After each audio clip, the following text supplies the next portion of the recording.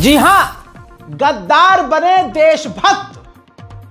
जिन RSS ने, जिस संघ ने भारत के साथ गद्दारी की, अंग्रेजों की चाटुकारिता की, जब भारत मिलकर आजादी की लड़ाई लड़ रहा था तो आरएसएस का ये संगठन, संघ का संगठन अंग्रेजों का पिछवाड़ा चाट रहा था। अंग्रेज जहां मूत देते थे ये उसको साफ करते थे। संघ के लोग और संघ की साथ जुड़ी हुई महिलाएं अंग्रेजों के यहां पोछा मारा करती थी। और तो और माफी वीर के बारे में आपको पता ही है कि उसने किस तरह से अंग्रेज सरकार से माफी मांगी और पेंशन तक खाई। मेरे दोस्तों, सारी दुनिया यह जानती है, ब्रिटिश ने अपनी किताबों में लिखा है किस तरह से भारत के संघ ने और संघ से जुड़े लोगों ने भारत से गद्दारी की और अंग्रेजों का साथ दिया। यहां तक कि यह बच्चों को आज तक पता था और है कि हां, संघ गद्दार है, संघ से जुड़े हुए लोग गद्दार हैं। इन्होंने भारत की आजादी के लिए कुछ नहीं किया। लेकिन संघ की जो नस्ल आगे बढ़ी, आज उस संघ देश के गद्दारों, जो उस टाइम देश के गद्दार थे, जिन्होंने देश की आजादी में साथ नहीं दिया, उनकी नस्लों के हाथ में अब देश की सरकार चली गई। अब संघ की औलादें, कोई विदेश मंत्री बन गया, कोई प्रधानमंत्री बन गया, कोई कुछ बन गया। आप समझ रहे हैं? तो अब इनको मौका मिला सालों बाद, 14 के बाद अब मौका मिला तो अपना असली रंग दिखाना शुरू किया। भारत का यह प्रधानमंत्री है जो लाल किले पर खड़ा होकर संघ की तारीफ कर रहा है कि संघ ने एक काम बता दे कि संघ ने भारत की आजादी के लिए यह किया या भारत की आजादी के लिए इस इंसान ने कुर्बानी दी। हजरात, ऐसा कुछ नहीं है। हत्ता कि आजादी के बाद सालों साल तक इस संघ के हेडक्वार्टर पर नागपुर में तिरंगा नहीं फहराया गया। किसी की मां ने इतना दूध नहीं पिलाया है कि कोई मोदी से सामने से पूछ ले। और अगला तो झूठा है ही, और उसके झूठ पूरी दुनिया में फैले हुए हैं। लेकिन सोचिए, 15 अगस्त का अपमान करने वाला आज का यह हमारा प्रधानमंत्री पता नहीं किसकी लिखी हुई स्क्रिप्ट पढ़ रहा है। और हम सबको पता है यह आरएसएस की लिखी हुई स्क्रिप्ट पढ़ रहा है। यह प्रधानमंत्री है हमारा। हत्या कि सभी को पता है अच्छे से कि देश के गद्दार कौन थे, अंग्रेजों की गुलामी चाटुकारिता करने वाले कौन थे। एक समय के लिए संघ को बैन कर दिया गया था भारत में, क्योंकि यह देश में आतंकवाद फैला रहा था। आज यही संघ देश के भक्त बताए जा रहे हैं। अरे, जब प्रधानमंत्री को किसी की सफाई देनी पड़े और साबित करना पड़े कि भाई ये देशभक्त है, गद्दार नहीं, तो समझ जाओ वो कितना बड़ा गद्दार होगा जिसकी सफाई प्रधानमंत्री को देनी पड़ रही है। होगी भाई प्रधानमंत्री की कोई खुफिया चीज संघ के पास, तो जो संघ चाह रहा है मोदी जी वही बोल रहे हैं। यह कहानी है। सोचिए, प्रधानमंत्री 15 अगस्त पर खड़े होकर तारीफ संघ की कर रहे हैं, पूरी दुनिया थूक रही है। देखिए ये सेक्शन। आज मैं बहुत गर्व के साथ एक बात का जिक्र करना चाहता हूं। आज से 100 साल पहले एक संगठन का जन्म हुआ, राष्ट्रीय स्वयंसेवक संघ। 100 साल की राष्ट्र की सेवा एक बहुत ही गौरवपूर्ण स्वर्णिम पृष्ठ है। व्यक्ति निर्माण से राष्ट्र निर्माण के संकल्प को लेकर के 100 साल तक मां भारती का कल्याण का लक्ष्य लेकर के लक्षावधि स्वयंसेवकों ने मातृभूमि के कल्याण के लिए अपना जीवन समर्पित किया है। सेवा, समर्पण, संगठन और अप्रतिम अनुशासन, ये जिसकी पहचान रही है, ऐसा राष्ट्रीय स्वयंसेवक संघ दुनिया का ये सबसे बड़ा एनजीओ है। एक प्रकार से 100 साल का उसका समर्पण का इतिहास है। आज लाल किले की प्राचीर से 100 साल की इस राष्ट्र सेवा की यात्रा में योगदान करने वाले सभी स्वयंसेवकों को आदरपूर्वक स्मरण करता हूं और देश गर्व करता है राष्ट्रीय स्वयंसेवक संघ की इस 100 साल की भव्य समर्पित यात्रा को, और हमें प्रेरणा देता रहेगा। मेरे प्यारे देशवासियों, हम समृद्धि की ओर जा रहे हैं। अरे भाई, इतना ही नहीं, यहां तक कि 2014 से अब तक किसकी सरकार है? 14, 15, 16, 17, 18, 19, 20, 21, 22, 23, 24 और 25 आ गया। कितने हो गए? मान लो सीधा सीधा राउंड फिगर 10 साल। 10-11 साल से मोदी सरकार है। और मोदी क्या कह रहे हैं?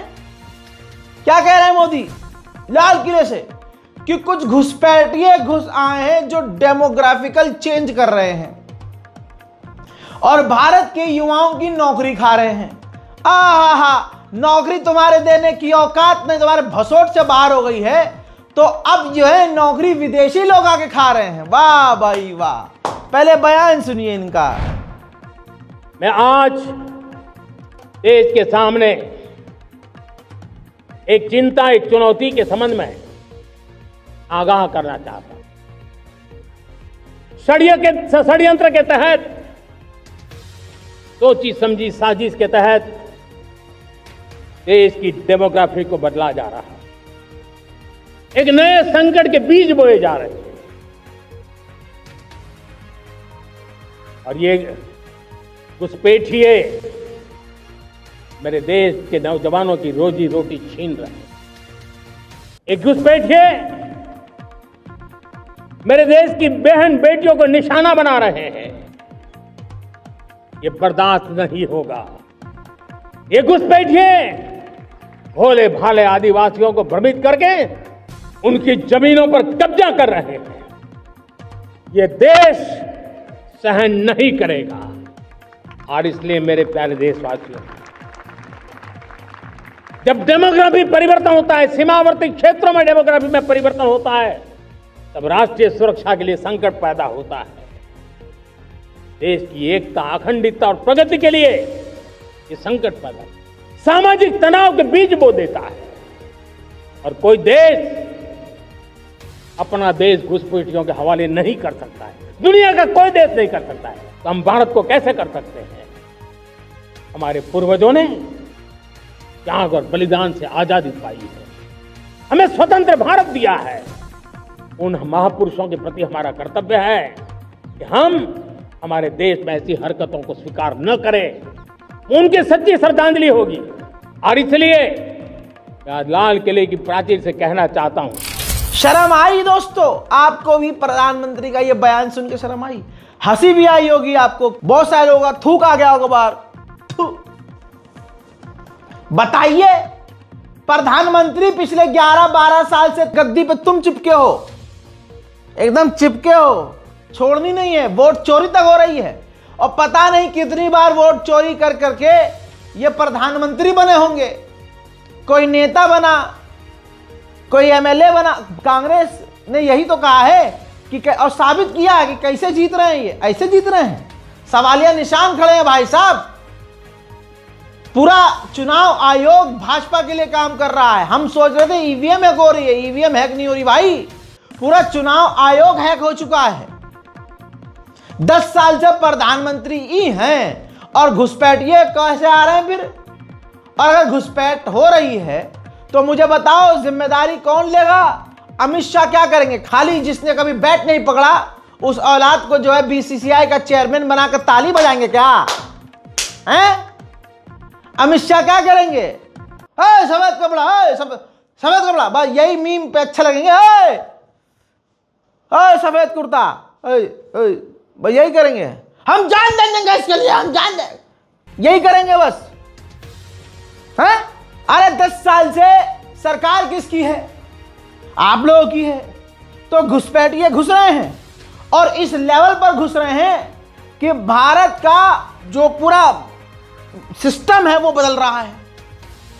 अबे अपनों को नौकरी दे नहीं पा रहे तुम, तुम्हारी औकात नहीं है हिंदुओं को नौकरी देने की, तुम्हारी औकात नहीं है हिंदुओं को अमीर बनाने की, तुम्हारी औकात नहीं है हिंदू गरीब लोगों को इतना उठा दो कि वो मिडिल क्लास तक आ जाए। तो अब जी घुसपैठिए आ रहे हैं जी, हमारी बहन बेटियों तो 10 साल से क्या झक मरा रहे हो? 10 साल से झक मरा रहे हो क्या?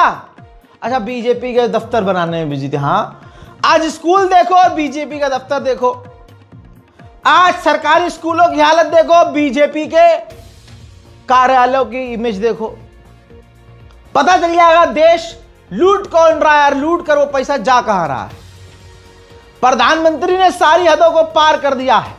इतनी नफरत, अपने आप से शर्म भी नहीं आती आदमी को कि आदमी इतना खुला झूठ बोल रहा है, रात को बिस्तर पे नींद कैसे आएगी।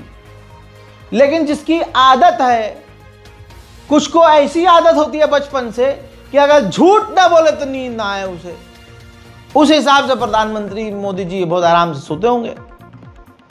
यही नहीं, संघ की तारीफ की जा रही है भाई, आलोचना असदुद्दीन ओवैसी ने खुलकर की है और पूरे हिंदुस्तान को करनी चाहिए। प्रधानमंत्री 15 अगस्त के दिन 2025 में खड़े होकर आरएसएस की तारीफ करना, उनके 100 साल के मुकम्मल होने पर उनके बारे में प्रधानमंत्री ने देश को जो बताया है, मैं समझता हूं कि ये हमारी जंग आज़ादी की जद्दोजहद की एक बहुत बड़ी तौहीन हुई, इसलिए कि आरएसएस और उनकी जितनी तंजीमें हैं वो तो जंग आज़ादी में हिस्सा नहीं लिए, बल्कि वो तो अंग्रेज़ों की ताईद में रहते थे और वो अंग्रेज़ों से ज़्यादा मुजाहिदीन आज़ादी से नफ़रत करते थे, चाहे गांधी हो या जितने बड़े बड़े नेता उस वक्त के हो हैं।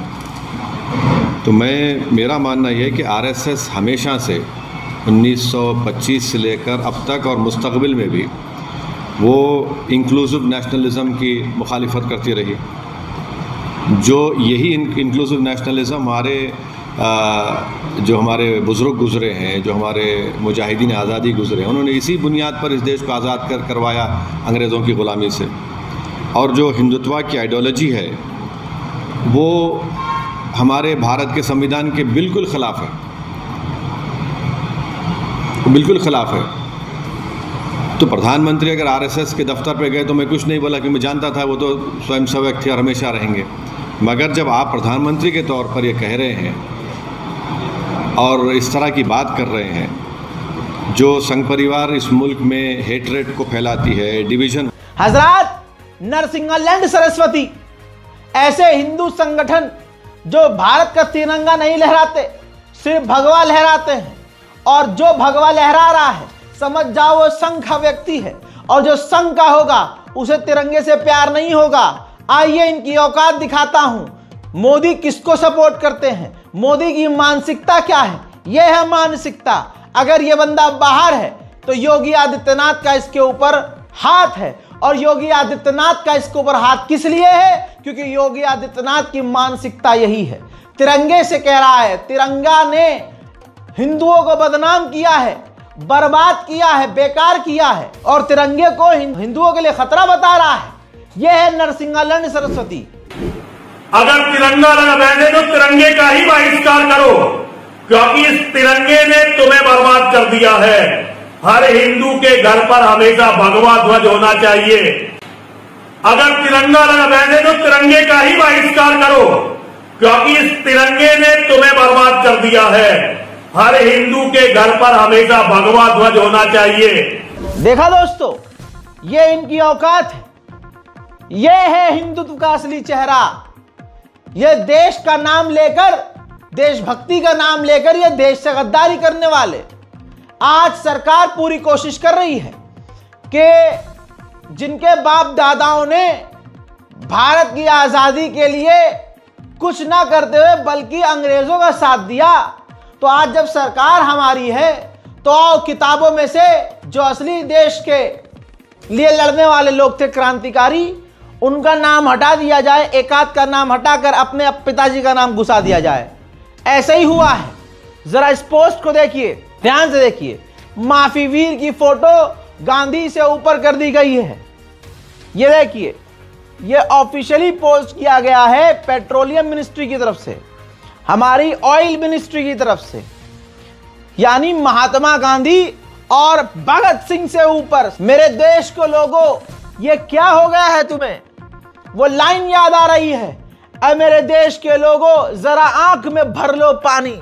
लेकिन मेरे देश के लोगों की आंखों का पानी मर चुका है। मेरे देश के लोगों का दिल अब पत्थर हो चुका है, चेहरे पे बेगैरती आ चुकी है। भगत सिंह से ऊपर देश के गद्दार माफी वीर को दिखा दिया गया, महात्मा गांधी से ऊपर माफी वीर को रख दिया गया। सोचिए किसको खुश करने की कोशिश की जा रही है? मोदी को खुश करने की कोशिश की जा रही है, अमित शाह को खुश करने की कोशिश की जा रही है, आरएसएस को खुश करने की कोशिश की जा रही है। भाई ये तो शुरुआत हो चुकी है और अब ये प्रोफेशनल लेवल पर आ चुके हैं। एनसीईआरटी की किताबों से मिटाया जा रहा है, हमारे शहीदों का नाम मिटाया जा रहा है। आने वाले समय में यह भी लिख दिया जाएगा कि मोदी ने 1947 की लड़ाई में आखिरी हमला अंग्रेजों पे किया था, और जब मोदी जी लड़ने के लिए चढ़े हैं तो फिर अंग्रेज सारे भाग खड़े हुए हैं। और ये लिखा भी जाएगा, और जो लिखेंगे वो इस बात को जानते होंगे कि हम झूठ लिख रहे हैं। एक हिंदू समुदाय में से आया हुआ एक झुंड जो मोदी समर्थक है, उनको पता भी होगा कि हाँ ये झूठ है, लेकिन क्योंकि उनको भी झूठ की, मक्कारी की, हैवानियत की, गलाजत की आदत डाल चुकी है ये भाजपा, तो उनको भी झूठ मक्कारी के बिना सुकून नहीं मिलेगा। तो वो इस बात को मानेंगे कि हाँ मोदी जी ने आजादी दिलाई थी। अरे जिस पार्टी की ऐसी महिला अभिनेत्री नेता हो जिसके दिमाग के हिसाब से आजादी 2014 के बाद मिली, बताइए ऐसी पार्टी देश की होगी? ऐसी पार्टी देश से वफा करेगी कि देश से गद्दारी करेगी? किताबों में एनसीईआरटी और जैसे सरकारी बड़ी किताबों में आरएसएस ने पीछे से पन्ना फाड़कर अपने नाम का पन्ना चिपकवा दिया है। अब देश के असली जो सपूत हैं उनके नाम को मिटाकर देश के गद्दार अंग्रेजों की गांड चाटने वालों को देश का सपूत बताया जा रहा है। हजरात, एनसीईआरटी ने अपनी किताब में आरएसएस, मोदी और अमित शाह के दबाव में छापा क्या है कि भारत के जो विभाजन की वजह है उसमें जिन्ना, कांग्रेस और माउंटबेटन यानी अंग्रेज, जिन्ना और कांग्रेस जिम्मेदार हैं भारत के विभाजन के लिए। सोचिए आज देश में जो भी चीज आपको नजर आ रही ये कांग्रेस की देन है, और आज ये संघी सरकार कह रही कि नहीं, देश के टुकड़े करवाने में कांग्रेस का हाथ है। बताइए। और ये अब बच्चों को पढ़ाया जाएगा जहर, बच्चों को दिमाग में जहर डाला जाएगा, क्योंकि वोट चोरी करके कब तक जीतेंगे? तो अब बच्चों को बचपन से ही जहरीला बनाना पड़ेगा और उनके दिमाग में जहर डालना पड़ेगा। देखिए, एनसीईआरटी ने देश के विभाजन पर जारी किया है मॉड्यूल, और जिन्ना और कांग्रेस और माउंटबेटन को इसका जिम्मेदार भी ठहराया। भारतीय कांग्रेस ने इसको लेकर हिंदू महासभा और मुस्लिम लीग की साठगांठ से बंटवारे को लेकर उन पर आरोप लगा है। हम आपको बता रहे हैं कि कैसे, देखिए, देश विभाजन के लिए 3 तत्व जिम्मेदार है। ये एनसीईआरटी की किताब मॉड्यूल में कहा गया है। पहले जिन्ना, जिन्होंने इसका ख्वाब देखा, ये एनसीईआरटी की तरफ से कहा गया, और उसके बाद उनसे बताया गया है कि एनसीईआरटी किताब को लेकर सियासत भी तेज हो गई है। 3 नाम या 3 चीजें जिसका जिक्र एनसीईआरटी के इस मॉड्यूल में जिक्र किया गया है, वो हम आपको बता रहे हैं। हमारे साथ हमारी सहयोगी मिलन शर्मा भी जुड़ गए। मिलन, देखिए, एनसीईआरटी की इस मॉड्यूल के बाद ये तय माना जाए कि अब और ज्यादा सियासत गर्म होगी इस मॉड्यूल को लेकर। जी बिल्कुल, देखिए, क्योंकि एनसीईआरटी के स्पेशल मॉड्यूल में बताया गया है कि किस तरीके से भारत के विभाजन के पीछे मोहम्मद अली जिन्ना ही नहीं, लॉर्ड माउंटबेटन ही नहीं, लेकिन कांग्रेस का भी हाथ था और ये एनसीईआरटी का स्पेशल मॉड्यूल हालांकि बच्चों को 6ठी से 8वीं स्पेशल मॉड्यूल हालांकि बच्चों को 6ठी से 8वीं कक्षा के लिए बनाया गया है 2 पार्ट्स में, लेकिन उसमें ये नहीं बताया गया है कि उनको सिलेबस में ऐड कराया जाएगा या नहीं। और दूसरी चीज ये है कि जैसे आप कह रहे हैं जो राजनीति है इस पर गर्मा चुकी है, बिकॉज ये कहना है कांग्रेस का कि हिंदू महासभा पहले से ही इस पर बात कर रहा था कि भारत का एक हिंदू सेंट्रिक स्टेटस होना चाहिए, जहां पर तथ्यों में लिखा है कि मोहम्मद अली जिन्ना ने 1940 में ये पहली बार कहा था कि हिंदू और मुसलमान दोनों को अलग रहना चाहिए और इसीलिए भारत का विभाजन होना चाहिए। मोहम्मद अली जिन्ना के साथ साथ बीजेपी का ये भी कहना है कि कांग्रेस भी इसमें इसकी जिम्मेदार है और यही इस एनसीईआरटी की किताब में लिखा गया है। बिल्कुल मिलन, एक और बात मैं आपसे जानना चाह रहा था कि क्या ये मॉड्यूल जो है वो अभी नया इंक्लूड किया गया है, क्या कुछ रिवीजन किया गया? अब देखना यह है कि कांग्रेस करती क्या है। हालांकि कांग्रेस में इतनी भसोट तो बाकी रही नहीं है। इतनी देर में अगर भाजपा होती तो पूरे देश में बवाल सड़क पर उतर के कर देती, लेकिन कांग्रेस में अब सच्चाई है, दम नहीं है, अपना पक्ष सही से रख नहीं पाती। कभी इनका ये ग्रुप ठंडा होता है, कभी ये गर्म होता है, सब मिलकर कुछ कर नहीं पाते। लेकिन एक बात क्लियर है कि माफी वीर रहेगा। कितना भी तुम लिख लो, पोस्टर लगवा लो, छपवा लो, गद्दार गद्दार रहेगा। मोदी जी, आप राष्ट्रपति भवन पर चढ़कर बोलो, राष्ट्रपति भवन की गुंबद पर चढ़कर चीख लो, लाल किले बहादुर शाह जफर के घर पर चढ़कर चीख कर बोल लो, गद्दार गद्दार रहेगा, आतंकी रहेगा, माफी वीर रहेगा और वोट चोर रहेगा। राहुल गांधी ने दिखाया था और आज भी ये गूगल पर मौजूद है कि जिसकी तुम तारीफ कर रहे हो उसने अंग्रेजों के आगे पैंट उतार कर झुकना जरूरी समझ लिया था। जी हां, तोहफा कबूल करवाया था और उसने कहा था कि मैं आपका सर्वेंट हूं, मुझे माफ कर दीजिए और मुझे पेंशन दीजिए ताकि आपके फेंके हुए टुकड़ों पर मैं पलता रहूं। ये मेरे लिए सबसे जरूरी डॉक्यूमेंट है। ये देखा आपने, दिख रहा है आपको? और इसमें आप देख लीजिए, ये सावरकर जी की चिट्ठी है जिसमें उन्होंने अंग्रेजों को लिखा है। और मैं पूरी चिट्ठी आपको पढ़नी होगी, देख लीजिए, मैंने हाईलाइट भी कर रखी है, मगर मैं सिर्फ आखिरी लाइन पढ़ना चाहता हूँ। अंग्रेजी में लिखी है तो मैं अंग्रेजी में बोल देता हूँ। I beg to remain sir your most obedient servant V D. Savarkar. Hindi में ट्रांसलेशन कर देता हूँ, सर मैं आपका नौकर रहना चाहता हूँ। ये मैंने नहीं लिखा, ये सावरकर जी ने लिखा है। तो इसको आप पढ़ लीजिए, देख लीजिए। अगर फडणवीस जी देखना चाहते हैं इसको, वो भी देख लें। तो मैं तो इसमें बहुत क्लियर हूं, सावरकर जी ने अंग्रेजों की मदद की थी। उमा भारती ने भी बता दिया है कि गोडसे क्या था। काश की गांधी जी को 20 साल और मिल गए होते तो आज अमेरिका हम पे टैरिफ नहीं लगा रहा होता, अमेरिका हमारे सामने भीख का कटोरा मांग करके खड़ा होता। देश का पहला आतंकवादी नाथूराम गोडसे, क्या कहेंगे आप? नाथूराम गोडसे ने जो पाप किया है वो आतंकवाद शब्द से पर्याप्त नहीं होता। उसने जिस व्यक्ति को मारा है वो व्यक्ति एक सपना देख रहा था कि आज़ादी के बाद का भारत कैसा होगा, और उसने लीड किया था आज़ाद भारत के मूवमेंट को, महात्मा गांधी जी ने। और फिर वो उसके बाद जो एक कल्पना किए हुए था कि आज़ाद भारत का स्वरूप कैसा होगा। आज़ाद भारत का स्वरूप जो होगा वो आत्मनिर्भर होगा, और आत्मनिर्भर भारत जो होगा वो अपनी आत्मा पर निर्भर होगा, वो विदेशी लोन पर निर्भर नहीं होगा। सच्चाई ये है कि आरएसएस और यानी संघ जो है हमेशा भारत का अपमान, तिरंगे का अपमान करता आया है, और ये जानबूझ के। ये दोनों तस्वीरें देख लीजिए, ये है संघ की औकात।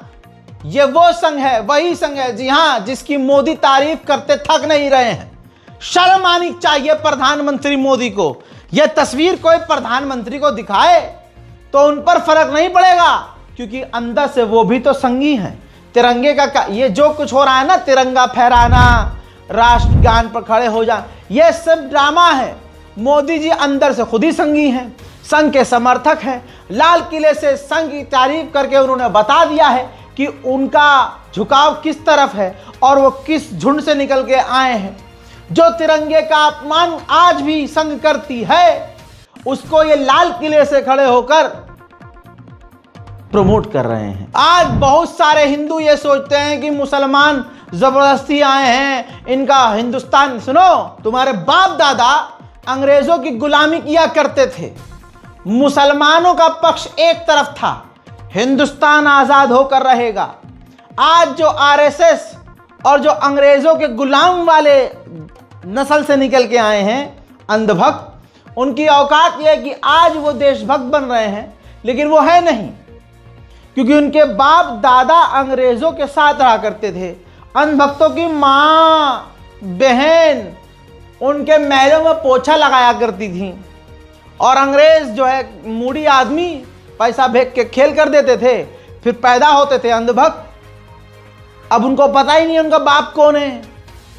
अरे हमारी अम्मा ने तो शादी नहीं करी थी, हम पैसे बताओ, अरे दादा लॉर्ड जोसेफ वो कबूल कर नहीं रहा हमें, तो चलो बाप किसको बनाए, तो किसी का नाम चिपकवा दिया देश की आज़ादी की लिस्ट में कि भाई ये भी साथ थे, और उनको अपना बाप मान लिया। ये चल रहा है अभी, यही चल रहा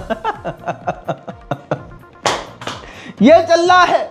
बाप तलाशा जा रहा है, बाप को इतिहास के पन्नों में जगह दिलवाई जा रही है, समझ रहे हो? ज्यादा बोलूंगा नहीं, विवाद हो जाएगा, क्योंकि सच बोलने से किसी का गला फट जाएगा। हाँ दोस्तों, मजेदार वाली बात है, लेकिन मुसलमान को जवाब देना आना चाहिए। जैसे जावेद अख्तर ने एक ट्वीट किया, जावेद अख्तर ने भारत की आज़ादी की मुबारकबाद पेश करते हुए इंडिपेंडेंस डे विश किया है पूरे हिंदुस्तान के लोगों को। उस पर गोलमाल नाम का एक मोदी भक्त आ गया होगा और पेशाब के नशे में था, इसलिए कहा आपका हैप्पी इंडिपेंडेंस डे तो 14 अगस्त को है। तो जावेद अख्तर ने जवाब दिया, बेटा जब तुम्हारे बाप दादा अंग्रेजों के जूते चाट रहे थे, मेरे बुजुर्ग देश की आज़ादी के लिए काला पानी में मर रहे थे, अपनी औकात में रहो। हजरात, इसी तरह से अंध भक्तों को उनकी औकात याद दिलानी चाहिए। हर मुसलमान को अपना इतिहास पता होना चाहिए कि देश की आज़ादी में जितने मूवमेंट सबसे बड़े चले हैं, रेशमी रुमाल से लेकर अंग्रेजों भारत छोड़ो आंदोलन तक, मुसलमान इनमें सबसे आगे रहा है, पीछे नहीं रहा। पीछे तो दूसरे रहे हैं, तवज्जो है, पीछे दूसरे रहे हैं। उस वक्त अंग्रेजों ने देखा कि जब भारत के लोग मिले हुए हैं, टूट नहीं रहे हैं, भाईचारा खत्म नहीं हो रहा है, राम प्रसाद बिस्मिल कयामत ढा रहे हैं, ऊपर से अशफाक उल्लाह खां भाई साहब अंग्रेजों का गुल्ला फाड़ रहे हैं, इसके बाद अबुल कलाम आजाद अपने इल्म से, अपनी कलम से लिख लिख कर देश विदेश में भारत के हालात और आज़ादी की लड़ाई की मुहिम को आगे बढ़ा रहे हैं। आज प्रधानमंत्री बना हुआ है, बोलने की तमीज नहीं, टेलीप्रॉम्प्ट के बिना बोल नहीं पा रहा, 11 साल से प्रधानमंत्री और दावा कर रहा है कि घुसपैठिए आ रहे हैं, भाइयों बहनों घुसपैठिए आ रहे हैं, वह आपकी नौकरी छीन रहे हैं। वाह, अंग्रेजों ने देखा कि भारत के मुसलमान ही नहीं, जो उनके आलिम दीन है, मौलाना, इमाम, मदरसों से भारत की आज़ादी की लड़ाई को आगे बढ़ा रहे हैं, तो भैया मुसलमानों को टारगेट किया गया। हिंदू मुसलमान का जहर अंग्रेजों ने डाला कि फूट डालो, राज करो, हिंदू मुसलमान को आपस में लड़वाओ। लेकिन हुआ क्या? नील बटा सन्नाटा, भारत आज़ाद हुआ। तो तवज्जो यहां चाहिए कि आज जो हिंदू मुसलमान कर रहे हैं वो अंग्रेजों की नाजायज औलाद हैं। भाई वो अपनी बीवियों को ब्रिटेन में रखा करते थे, यहाँ आते थे 4-4 महीने मौज करते थे, और मौज मौज में कोई जो है समझे यहाँ निकल जाता था अंधभक्त। भाई यहाँ काम वालियों को रखा करते थे, 5-5, 10-10 काम वाली काम कर रही हैं। भारत के लोगों को तो गुलाम बना कर रखा करते थे अंग्रेज, उनसे जो नाजायज औलाद पैदा हुआ करती थी। अरे आज आईपीएल है, उस वक्त थोड़ी न थी यार, फुग्गे आज हैं, वो पहले नहीं हुआ करते थे ना। और भाई पहले नाजायज औलाद बहुत हुआ करती थी। अब जब यहाँ अंग्रेज काम करके चले आते थे तो उसके बाद ऐसे बहुत पैदा हुए होंगे। अब उनकी नस्ल जब आगे बढ़ी होगी तो आज जब वो नौजवान हुए, उनके नाजायज औलाद की औलाद हुई, और अब ये 2025 आया, अब वो अच्छे पदों पर हैं, तो अब अपने दादा को इंसाफ दिलवा रहे। अरे यार, हमारा अब्बा का भी ना होना चाहिए यार, देश की आजादी में। तू समझा? हाँ। नहीं, तू समझा नहीं। ज्यादा दिमाग पर जोर मत डालो, जिसको समझ में नहीं आया वो देखो, और जिसको समझ में आ गया लाइक करो, शेयर करो, अपनी राय कमेंट में लिखो। हे रुक जाओ यहाँ पर सब, कोई गाली नहीं बकेगा लवड़िका को, ओ रूबिका को कोई गाली नहीं बकेगा। आज दिखाऊंगा आपको एक बार फिर से पत्रकारिता कर रही है रूबिका। लवड़िका हमारी एक जानने वाली फ्रेंड हुआ करती थी, 3-4 दिन से बहुत बात हो रही है, तो हमारी जुबान पर उसका नाम आ रहा है लवड़िका का। तो रूबिका लवड़िका एक जैसा हो रहा है, तो माजरत के साथ आगे बढ़ते हैं। कोई गरियाएगा नहीं, यह पत्रकारिता है आज की, इसे पत्रकारिता कहते हैं। नमस्कार, आप सभी को 79वें स्वतंत्रता दिवस की आप सभी को बहुत सारी शुभकामनाएं। आज प्रधानमंत्री नरेंद्र मोदी ने अपने पिछले सारे रिकॉर्ड तोड़ दिए। 103 मिनट तक उन्होंने लाल किले की प्राचीर से देशवासियों को संबोधित किया, बहुत सी चीजों का जिक्र किया, लेकिन जो सबसे महत्वपूर्ण चीज पॉलिटिकली है वो है संघ के कार्यों का जिक्र करते हुए उन्हें याद करना, संघ के कार्यकर्ताओं को लाल किले की प्राचीर से सलाम करना, और ये पहली मर्तबा हुआ। अच्छा, उसके बाद विस्फोट तो होना ही था, बम तो फूटना ही था, और बयानों का बम फूटा। राजनीति अपनी तरफ है, इतिहास अपनी तरफ है। क्या वाकई संघ ने हमारे आजादी की लड़ाई के लिए कुछ नहीं किया, या किया और उसे छुपा दिया गया?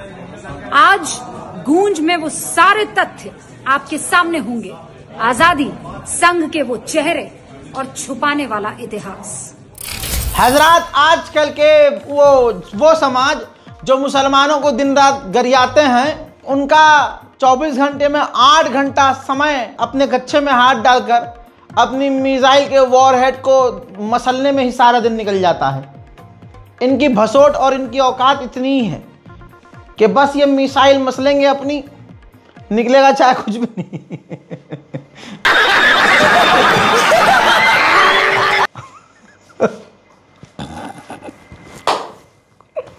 ओ यार, मजा यार, आज मुझे मजा आ रहा। इनकी औकात क्या है मैं बताऊं।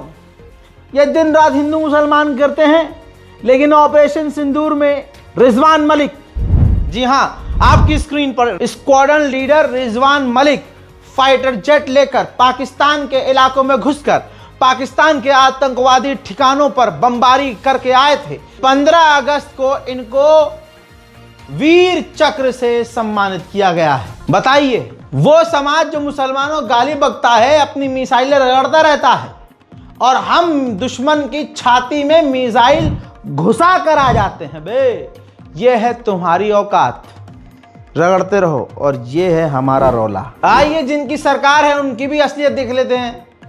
असलियत इनकी ये है कि हमारे रक्षा मंत्री ने पार्लियामेंट में खड़े होकर झूठ बोल दिया कि हमारा कोई मरा नहीं, जबकि इंडियन एयरफोर्स के कमांडर का कल का वीडियो दिखाया कि वो जाकर चीफ मार्शल मिल के आए हैं शहीदों के घर वालों से। और दूसरी तरफ शुरुआत में मोदी सरकार ने जलील होते हुए इस बात को, मतलब अपने लोग तो मरे थे, शहीद हुए थे, तो इन्होंने कहा था कि हम जो हैं, जो लोग शहीद हुए हैं उनके औलाद को, उनके घर वालों को नौकरी देंगे। नौकरी छोड़ो, जो रकम देने का वादा किया था वो भी नहीं दी। यहां तक किसी शहीद का पार्लियामेंट में मोदी की हिम्मत ना हुई कि नाम ले सके शहीदों का। शहीदों का नाम भी अगर लिया गया है तो लिया किसने नाम? प्रियंका गांधी ने। तवज्जो है।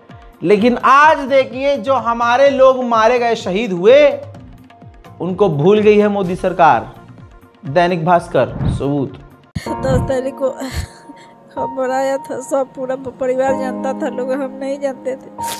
सुबह में मीडिया वाला को देखे तो हमको पता चला कि ऐसे ऐसे हो गया। ये दर्द है जम्मू कश्मीर में पाकिस्तान की गोलीबारी में शहीद हुए सारण के BSF sub inspector Mohammad Imtiaz की पत्नी का। ऑपरेशन सिंदूर के 3 महीने बीत जाने के बाद हकीकत यह है कि सरकार गुंडागर्दी कर रही है। हकीकत यह है, सरकार मुसलमानों के साथ एक गुंडा मवालियों जैसी हरकत कर रही है। तभी तो कोर्ट को बीच में बोलना पड़ा, और कोर्ट का यह स्टेटमेंट बताता है कि मोदी सरकार मुसलमानों के साथ क्या कर रही है। बंगाली मुस्लिम मजदूरों को बांग्लादेशी बताकर हिरासत में लेने के मामले में सुप्रीम कोर्ट ने केंद्र और 9 राज्यों को नोटिस भेजा है। भाई नोटिस क्यों भेजा? सीधा गिरफ्तारी की मांग हो कि वहां के सीएम को तुरंत गिरफ्तार किया जाए और उनके प्रशासन को तुरंत भंग किया जाए।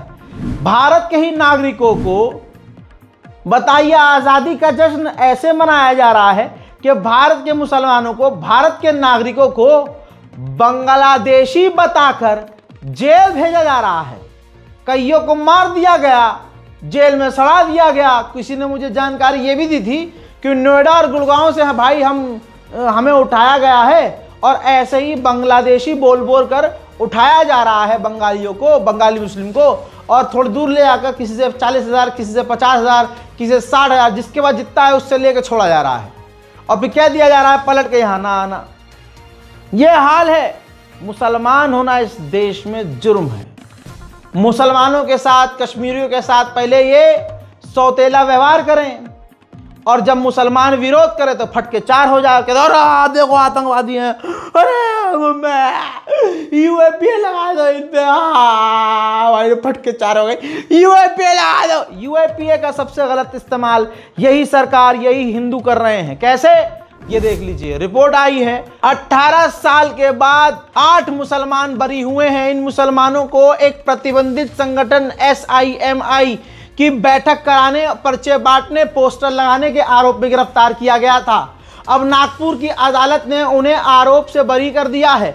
अदालत ने साफ कहा है कि उनके खिलाफ किसी भी बैठक में भाग लेने, संवाद करने, बातचीत करने, प्रचार करने, किसी की वित्तीय सहयोग की कोई सबूत की जानकारी नहीं मिल पाई है, कोई सबूत नहीं मिल पाए हैं। इन लोगों पर गैर कानूनी गतिविधियां निवारण अधिनियम UAPA के तहत कई आरोप लगाए गए थे, जिसमें शकील वारसी, शाकिर अहमद, नासिर अहमद, मोहम्मद रेहान, अताउल्ला खान, जियाउर रहमान, महबूब खान, वकार बेग, यूसुफ बेग, इम्तियाज अहमद, निसार अहमद, मोहम्मद अबरार, आरिफ मोहम्मद कासिम और शेख अहमद शेख को UAPA की धारा 10 और 13 के आरोपों से बरी कर दिया गया है। अब सुनिए OSC को। तो ये जो बार बार UAPA का गलत इस्तेमाल हो रहा है, और जिस वक्त UPA की सरकार थी उन्होंने UAPA कमेंट किया, मैं उस वक्त उसका अपोज किया था ऑन रिकॉर्ड और बोला था कि इसका मिसयूज होगा हमारे खिलाफ, मुसलमान दलित के खिलाफ। वो प्रूव हो रहा है। 18 साल। अरे भाई, अब ये आप हर चीज में आप बोल रहे हैं चोरी चोरी, इनकी जवानी चोरी होगी, कौन जवाब देगा बताओ? आप ये चोरी होगी, इनकी जवानी चोरी हो गई, इनकी जवानी के वापस कौन करेगा? कोई नहीं करेगा, कोई नहीं करेगा, कि बात ही नहीं होगी। दिल्ली में कुत्तों के खिलाफ ऑर्डर आया तो सुन रहे भाई 6-6 साल से बेल नहीं हो रही, उनका क्या होगा? मेरे को समझ में नहीं आ रहा कि 6-6.25 साल से जो लोग जेल में सड़ रहे हैं, अरे उनका क्या होगा भाई? कुत्तों पे ऑर्डर आ गया तो फिर उस पर फिर दोबारा हियरिंग। बड़ी इज्जत करता हूं मैं सब अदालत के हमारे, मगर जो 6 साल से जेल में हैं, जिनके घर में लोग खत्म हो रहे हैं, उनकी माएँ बीमार पड़ रही हैं, बच्चे उनके बड़े हो जा रहे हैं, क्या बेल भी नहीं हो रही उनकी? केजरीवाल की बेल हो गई, मुख्यमंत्री थे एक्स, उनकी, दूसरों की तो हो रही नहीं बेल। 6 साल हो गए, क्या है बताइए?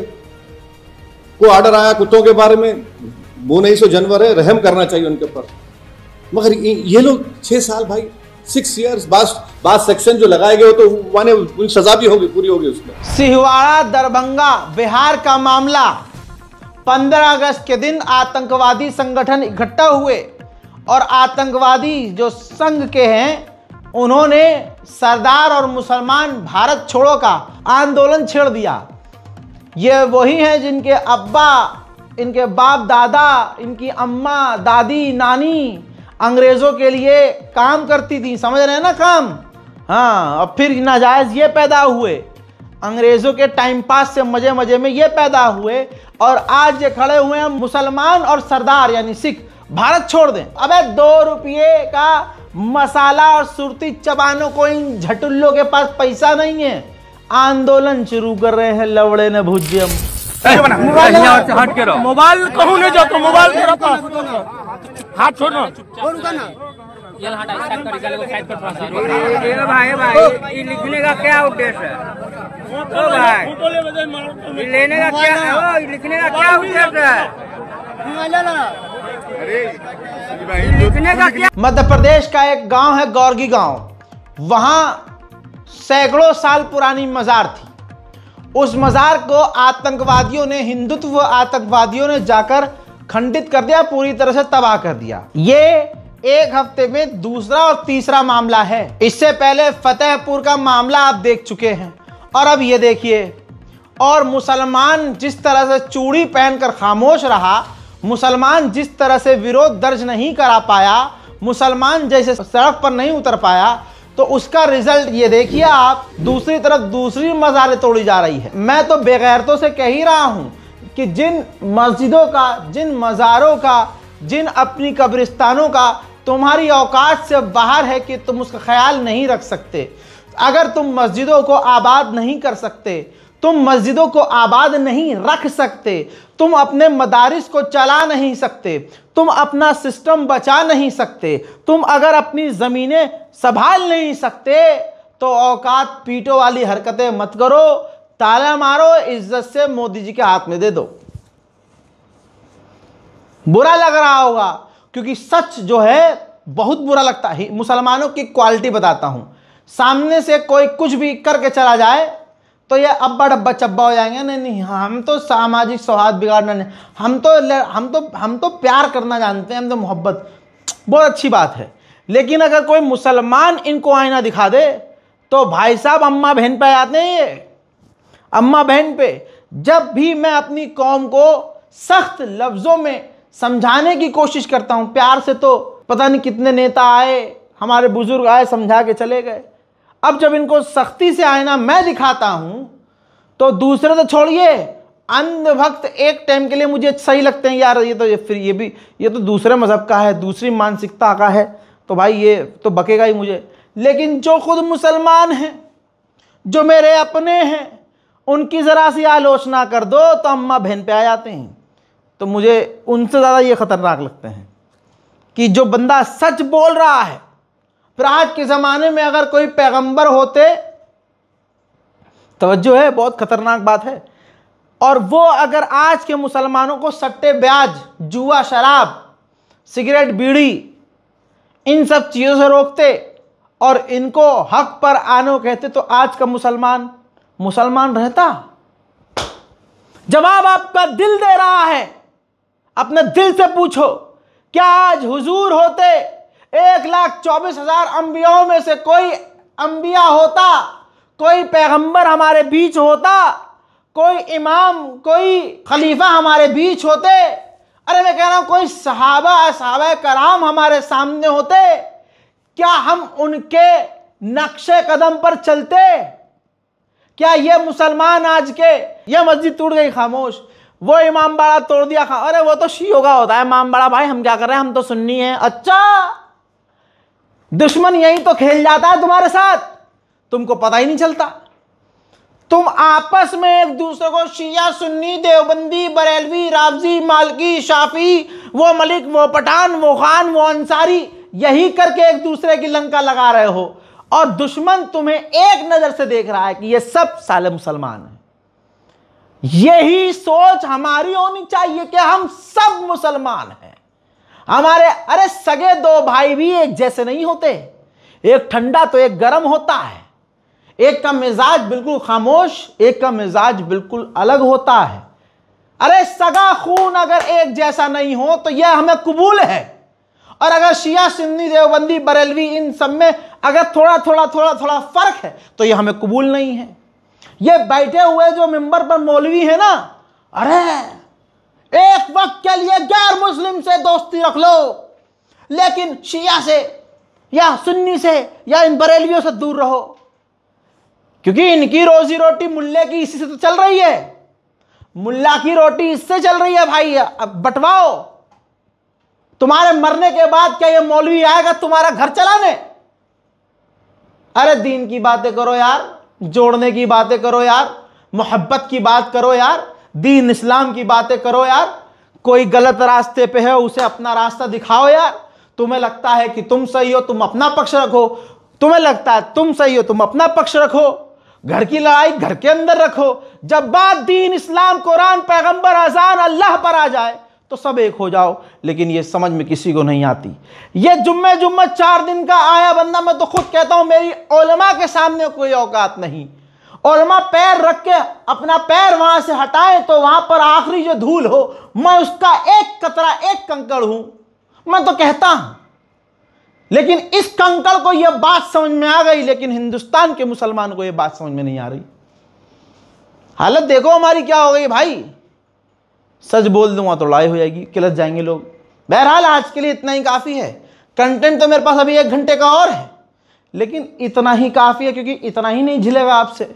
इस रिपोर्ट को शेयर कीजिए, चैनल को सब्सक्राइब कीजिए, वीडियो को शेयर कीजिए। जय हिंद।